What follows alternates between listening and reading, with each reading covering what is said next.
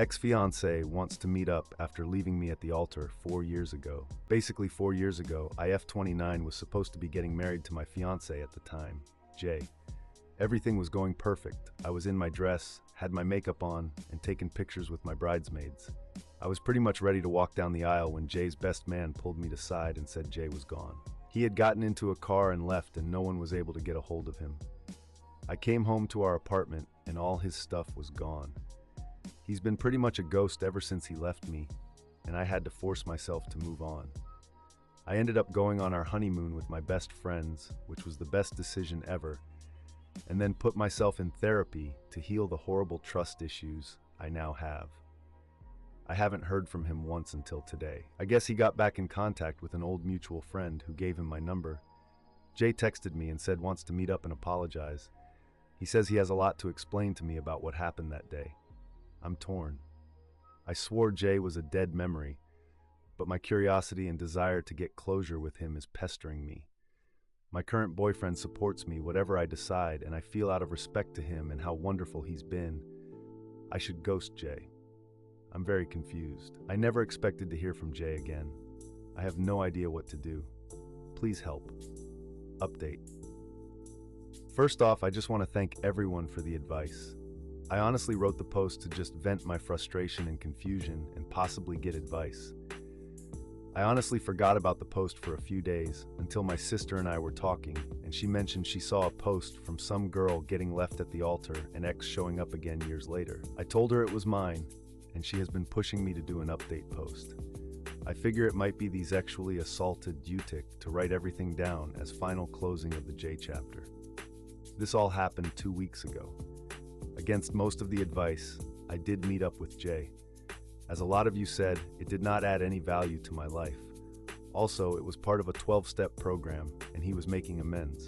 We met up at a park, and my boyfriend came with me. He sat off to the side while Jay and I talked. I actually feel stupider after meeting with him. There were a lot of things in our relationship that would have had me out the door if I paid more attention, and if he wasn't such a great liar. Basically, for the last year of our relationship, he was doing drugs and cheating on me. He had been struggling with his sexuality for years, and it's not surprising it ended up this way now, knowing the truth. His family are incredibly homophobic and horrible people. I wanted nothing to do with them when we were together, but he insisted on them being around just for the big life events, like our wedding. The drugs were something to get him through the day and act like he was in love with me when he was actually in love with someone else. He had met his boyfriend at work, and I had actually met him a few times when I'd drop off lunch for Jay. When our wedding approached, his boyfriend said he needed to choose, and Jay chose him. So he packed his bags up and pretended everything was great until his boyfriend picked him up and they moved 2 towns over. I asked him if he was still with his boyfriend, and he said no. He thought he could quit the drugs once he was free of his family and lying, but he couldn't. His boyfriend found out and left him. He kept going, getting high and hooking up with randoms.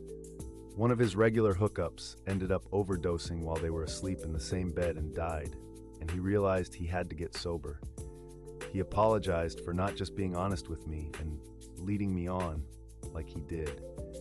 He wished he could go back and be truthful because I would have been the most accepting of him being gay out of everyone. He said he missed me when he left because even though he didn't love me romantically, I was his best friend. It was a lot to take in. I told him while I'm glad he's okay and is doing better, I'd prefer for us not to have any contact moving forward, but I do forgive him. He said he understood, and he was only in town for a few more days and he'd be gone for good again. I'll admit when I got home, I cried. My boyfriend held me and ordered me my favorite takeout. He's been really the best and didn't pressure me to talk about anything until I was ready. So if I got anything out of the worst day of my life, it's led me to who I'm with now.